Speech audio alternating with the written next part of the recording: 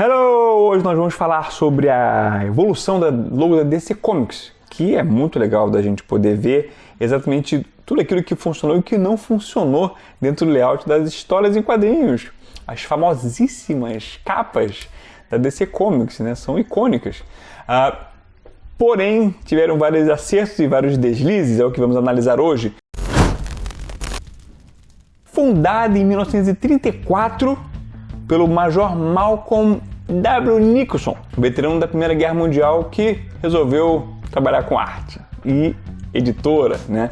E ele veio todo animadão para construir a National Allied Publications, E aí só foi em 1940, na verdade, que foi institucionalizada uma logo definitiva, que começou com essa National Allied Publications. Mais na frente, que se vocês não sabem, a DC surgiu como um acrônimo para uma abreviatura para Detective Comics, né? Que na época era uma das publicações mais famosas e topo de vendas da época, entendeu? Com o sucesso retumbante do Superman nos anos 40, a DC malandramente resolveu mudar a sua logo, colocando estampado ali a Superman DC Publication, para dar aquela bombada nas vendas, né? E não é que funcionou? Só que mal sabiam eles que essa seria a primeira de muitas alterações na logo. Por volta de 49, o bagulho cresceu e se formalizou como a National Comics Incorporated. E aí o amigão do marketing disse, fumando seu charuto: senhores, Superman é um herói nacional. Precisamos colocar ele junto com a palavra nacional. Vamos manter ele ali. E com isso, agora temos uma logo com a Superman National Comics. É claro. Em 1970, entre o café e o banheiro, alguém chegou e falou assim: cara, e se a gente colocasse o Superman substituindo o ícone da DC, cara? Então alguém concordou. E tava lá, Superman voando pela logo ou quebrando correntes. Só que esse não foi o único privilegiado dos heróis. Também entraram Batman, Supergirl, Flash e também até a Lois Lane com sua própria publicação. Olha só. Mas daí, 2 anos depois, alguém deu um tapa na cara desse gênio e tiraram todo aquele bagulho e deixaram apenas as iniciais DC. Olha só que bonitinho, né? Olha só que bacana, mudando até de cores. Mas, obviamente, isso não ia ficar assim e resolveram mudar de novo a logo. Só que agora colocando The Line of Superstars, dando a voltinha ali pela logo, toda bonitinha. Mais 2 anos se passaram e em 76, adivinha o que aconteceu? Claro, né? Só que dessa vez chamaram o ícone do design Milton Glaser, responsável por muita coisa histórica. Só que dessa vez ele trouxe algo icônico, né? Que foi a chamada a logo Bullet. E essa logo trouxe com ela uma formatação de cores muito mais sólida e acabou se tornando a referência de todos os nerds dos anos 80 e permaneceu incólume intocada por 29 anos até que, obviamente, ela foi mudada, mas ainda é amada por muitas pessoas. Josh Beekman, da Brainchild Studios, dá outro tapa na roda e cria a logo chamada Spin, que foi muito bem recebida pelos fãs como algo que refletia quadrinhos e que era bem anos 2000. Era cheio de degradê e tal. Mas aquele que nunca usou degradê que atira a terceira pedra. E na verdade o problema dessa logo é justamente esse: o uso de efeitos, que compete com a arte ao invés de se manter como uma coadjuvante. E esse maledito glow branco atrás da logo. Aliás, atrás de qualquer coisa é quase um pecado. Precisa saber muito bem como usar esse efeito e não é assim. Mas justiça seja feita, ela tinha um charme conceitual, justamente por ser uma coisa com dinamismo, evocar muito do lance do herói e com cores chapadas, sem efeitos, se comportava muito melhor. Mas aí de repente nas revistas criaram o adendo Comics tipográfico para se juntar ao ícone e acabou causando uma bela poluição visual dentro do layout sem a menor necessidade. A dica é, para que uma logo funcione sob ilustrações e arte, precisa ser originalmente mais sólida, funcionar sem efeitos e texturas. Ela precisa ser uma bela coadjuvante, ser discreta e valorizar a arte, e não competir com a ilustração com uma série de efeitos e texturas que, no caso, só veio a afundar com a arte. Mas como a DC tem bicho carpinteiro de logo, não podia parar por aí, né? E em 2012, após o lançamento dos novos 52, a DC apresenta sua mais nova logo, agora chamada de logo descascada ou revelada, e ela acabou dividindo a opinião de toda a sua legião de fãs, até porque não foi bem difícil assim de compreender o porquê. Quem fez o redesign foi a Landor Associates, uma grande agência de design fundada por Walter Landor em 1941. Os caras atendem marcas há 76 anos, muita marca grande como Bayer, FedEx, Google, Kellogg's, Kraft Heinz, Procter & Gamble e muitas outras sinistronas. Vale muito a pena conferir o trampo deles. Mas quando eu bati o olho na logo, eu pensei, cara, que legal, né? Tem um conceito aí. É o D como uma página aqui de escola, revelando-se por trás, uma coisa meio revelando uma identidade secreta. Bacana, né? Bem quadrinhos, né? Mas nesse angu tinha caroço, e muito caroço. As propostas de aplicação da logo descascada até que eram interessantes.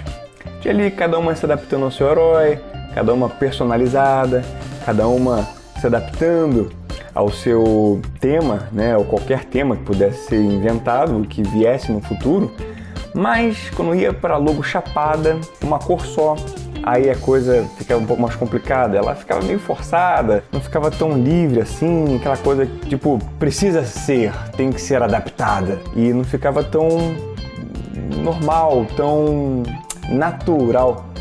Então, imagina quando fosse para uma aplicação em qualquer mídia, tipo, como é que ia fazer um casaco costurado, uma logo costurada no casaco, uma costura no boné, olha o tiro no pé. E aqui vai a sacada, uma boa logo, ela precisa ter uma flexibilidade, ela precisa ser livre, ela precisa ter uma boa aplicabilidade, ela tem que ter uma facilidade de uso. Então quando você cria logo, você vai para o vetor, você primeiro faz ela bem simples, independente da forma dela, tem que ter uma boa forma de se adaptar a qualquer ambiente. Depois você coloca as texturas e volumes e efeitos, e não o contrário. Além disso, os Sherlock Holmes de plantão descobriram isso aqui, ó. Não podemos afirmar que foi chupado, até porque cá entre nós nem é uma ideia tão revolucionária assim, né? Mas funciona muito bem para Discovery.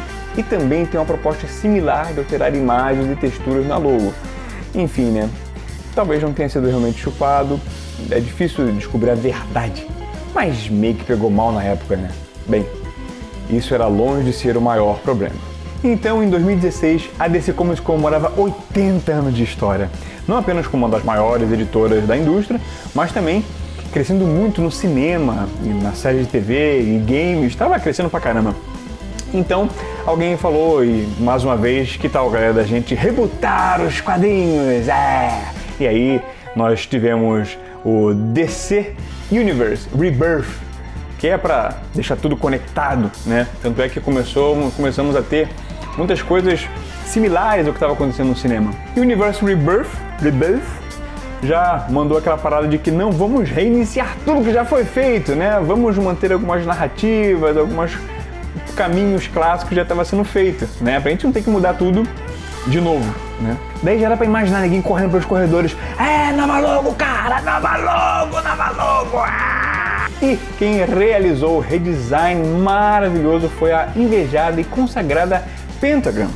Um escritório com logos maravilhosos, e faça um favor você mesmo e vá conferir esses trabalhos que vale muito a pena, principalmente essa questão conceitual. E aí, chegou nosso amigo Geoff Johns, o chefinho criativo da DC, e deu aquela brifada, né? Ó, eu quero que essa logo tenha uma pegada assim, relembrando o nosso histórico glorioso do passado, mas também mantendo um olhar no futuro. E no final das contas, a missão de toda a logo é transmitir uma imagem forte e sólida para a sua empresa e aguentar as mudanças do tempo, assim como todo bom super-herói. Vamos começar com a análise dessa logo Spin, que na verdade é uma boa logo, né? Ela é uma logo bacana, que passa muito essa questão de história em quadrinho, como eu havia dito antes, e eu quero fazer aqui uma análise dela aplicada nas capas, né? Qual é o grande problema? Eu considero que o glow por trás, neste caso aqui, ele traz essas questões de leitura, né? É uma poluição visual que já tem muita informação. Você vê aqui que tem texto, a logo, o título, que é a logo titular, né? Tem o número, tem a data, escritores, os autores, artistas, enfim, os créditos, né? E isso, mas essa logo, ela não é discreta. Nada aqui é discreto, na verdade, no layout, que eu considero que tem alguns equívocos. E aí, quando você coloca a logo com esse glow aqui por trás, ela já não é aquela coisa que é discreta, né? Ela está saltando de uma forma errônea, né? E além disso, também fica muito datado. Se você faz uma comparação com as logos anteriores, elas não são tão datadas assim, apesar de serem feitas há 30 anos atrás, 50 anos atrás. E isso é muito esquisito, né? Porque você vê uma aplicação de antigamente, você fala assim, pô, ela tem uma pegada retrô, né? Porque é feita antigamente, né? É de época, mas ela não necessariamente é feia.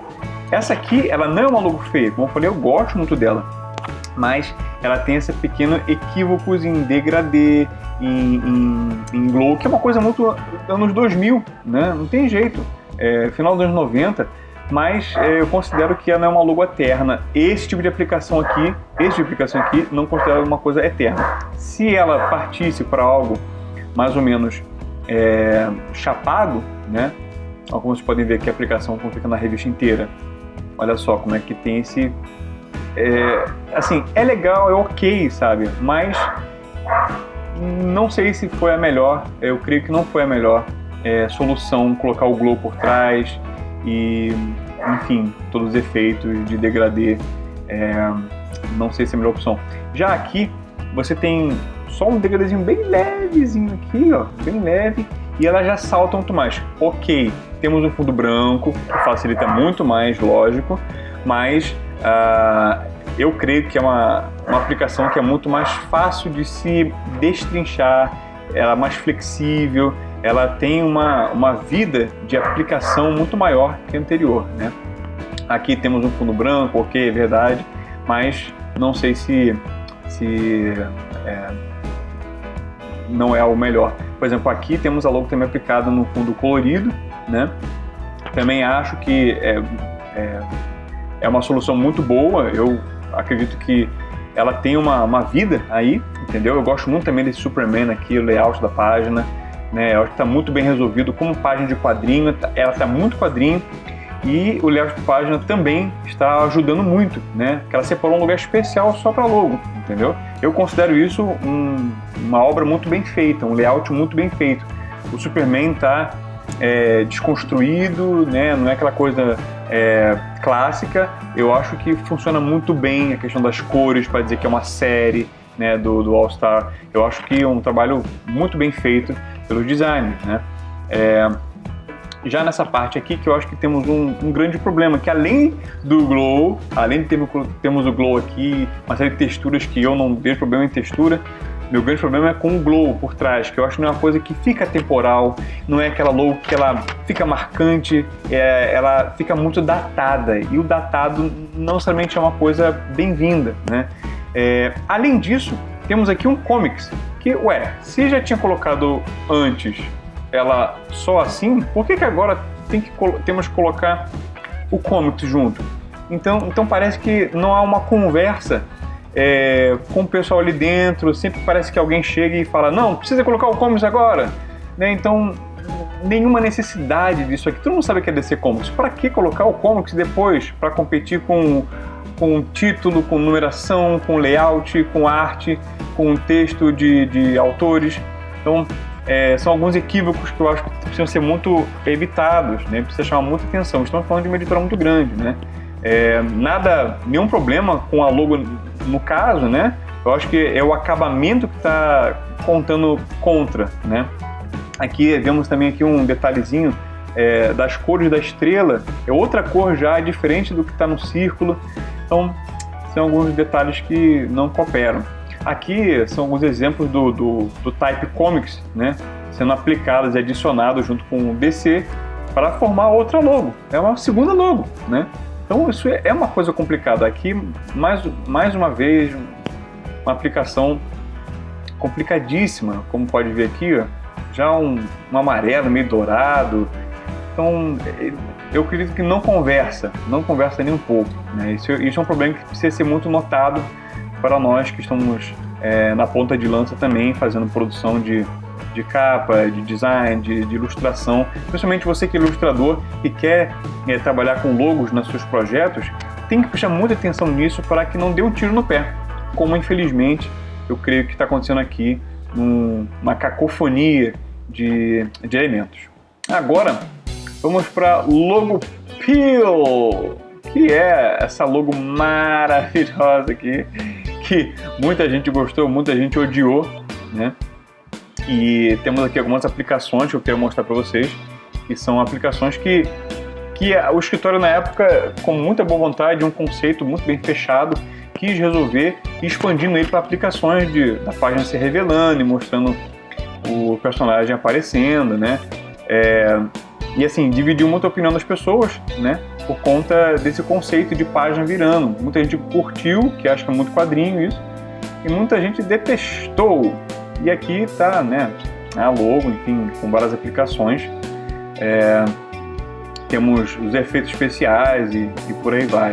Aqui mais uma aplicação, né?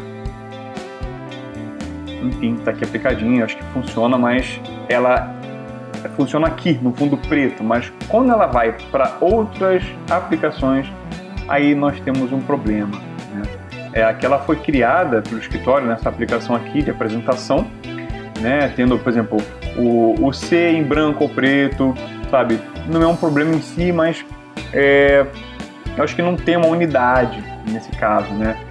Mas até então não é um problema tão grande assim. Mas quando você bota o DC Comics, né? É mais uma palavra, é mais um elemento, né? Que não vejo tanta necessidade assim, né? Aqui são as aplicações nas revistas, né? Então, mais uma vez usando o DC Comics que ela começou a usar, então fundos neutros sem problema, funciona muito bem. Só que de repente quando começa a ter um pouquinho mais de informação, a coisa ainda funciona, ok, mas aí pensaram assim, bem, para a gente ter mais informação por trás, vamos colocar uma caixa, tá aqui um box, criar um box, ok, é como se fosse um selo, ele funciona, ele é ok, tá? É algo que funciona, a mesma coisa aqui, é um box, né, grande ponta a ponta, onde estamos com a logo, né, DC Comics Present, né, a junção aqui do Super-Homem com o Supergirl. Tá, funciona mais uma vez, mas mesmo assim essa logo ela tem um grande problema, né? Aqui, por exemplo, vamos adicionar a questão da estética do personagem, a estética da temática, no caso aqui o Watchmen, né? Ela adicionou a cor, né, que é trabalhado amarelo com preto, né? Então ela vai trabalhando isso. Eu particularmente acredito que ela tinha até chances de sobreviver, mas infelizmente pelo seu conceito, pela sua formação e estrutura, ela não é uma logo que estava preparada para os diversos tipos de aplicação que poderiam ser feitas como a logo atual consegue, né? Por exemplo, vamos lá, aqui existe essa comparação, né? Que é a comparação da logo anterior com a atual, que é, obviamente, uma bebida nessa fonte antiga, né? Uma bebida uma homenagem nessa logo que eu considero muito bem resolvida, e essa aqui também, que é essa nova visão que eu particularmente gosto também, pela liberdade que ela oferece também, né? Então aqui são as aplicações, para vocês verem como ela se comporta nos layouts. Então temos fundos diversos, né? Aqui também fundos bem variados, de ver como a logo ela está intocada, ela é muito bem resolvida para diversos tipos de fundo, né? Você pode colocar outro fundinho por trás também, ela pode estar vazada, da leitura, está discreta. Ó, como é que aqui tem mais de um tipo de aplicação em local diferente, ela dentro de outro elemento, fora, libertazinha, né? E eles criaram os Banners Rebirth, né? Que é uma solução que eles acharam para tentar criar uma identidade para cada capa, né? Para cada personagem também. O Batman tem o morceguinho, o Green Arrow, o Arqueiro Verde tem a flechinha e por aí vai, né? E por aí vai diversos tipos de capa e de personagem aplicando esses bannerzinhos, né? Então, que é um selo, né? E aí você coloca a numeração mais o valor, né? Então tá tudo muito bem estruturado ali dentro. Eu considero isso uma coisa muito interessante, uma solução bem interessante que eles trouxeram, né? Aqui é a mesma coisa, o Aquaman tem seu lugar, o selinho dele também, né? A login dele também, tá tudo muito no lugar. E isso, o que acontece? Você ganha muito espaço para arte, a arte cresce demais. Agora, nas aplicações para o cinema, né, e séries de TV, eu considero que foi muito bem sucedido. Aqui, por exemplo, na logo do Esquadrão Suicida, na logo do Esquadrão Suicida, temos aqui uma série de texturas e cores e efeitos que eu acho que funciona muito bem. Mesma coisa com a Tropa do Destino. Doom Patrol, cara, eu esqueci agora. Tropa do Destino? Eu acho que sim. Nossa, fugiu agora. Que é mais uma série do selo DC Universe, né? Tá lá a logo muito bem aplicadinha, com textura, funcionando muito bem, com a tipografia. Eu considero isso um design de ponta, um design muito bem estruturado, muito bem feito, que se resolve muito bem, né? Isso é importante a gente chamar a atenção. É a mesma coisa que pro Shazam, tá aqui a logo do Shazam principal, mais aplicação no banner, a Birds of Prey, que é o mais recente, que tá a logo aqui também, muito bem resolvida. Né, funciona com todo tipo de cor, né, todo tipo de layout, ela vai funcionar, ela é uma logo livre, você pode fazer o que você quiser com ela está aberta, olha só a brincadeira que você pode fazer, né, detonar a logo, sabe, riscar ela, e ela ainda funciona, tá? Olha a aplicação no post do Aquaman, totalmente inserida na própria logo do Aquaman, ela também funciona. Olha como é que está aqui no outro post do King Orm. Aliás, eu gosto muito desse filme, é um filme que eu acho que funciona bastante em relação a tudo, em relação a, enfim, figurino, efeito especial, temática, só funcionar debaixo d'água já é uma grande coisa, né? Aqui a logo da Mulher Maravilha, com ele pequenininha, só um detalhezinho aqui, quase imperceptível, mas está aqui, né? Olha como é que é uma coisa muito interessante da gente destacar nessa logo, né? Ela é o princípio de deixar ela pequena e gigantesca como é variável, né? Ela aguenta, ela suporta. Vamos pensar na a logo descascada. Será que isso aconteceria com ela? Na outra logo lá do Spin, será que isso aconteceria com ela? Né? É um pouco mais difícil a gente enxergar isso acontecer. Aqui, por fim, a logo aplicada aos Titãs. Essa série está rolando no Netflix. E recomendo, é uma boa série. E tá rolando aqui essa login muito bem aplicada também, com textura,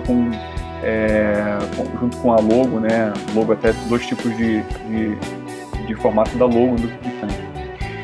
E é isso, muito bacana, eu gostei muito dessa forma. Eu acho que é uma logo que talvez tenha um tempo de vida muito maior. E por fim também, a DC Universe também tem essa forma de aplicação da logo aqui junto com o Universe embaixo, que eu acho que é uma boa solução também, já que está tendo uma desbravada aí no cinema, criando essa unidade cósmica da DC em multiversos, né, em multimídias, né, que é o DC Universe. Valeu!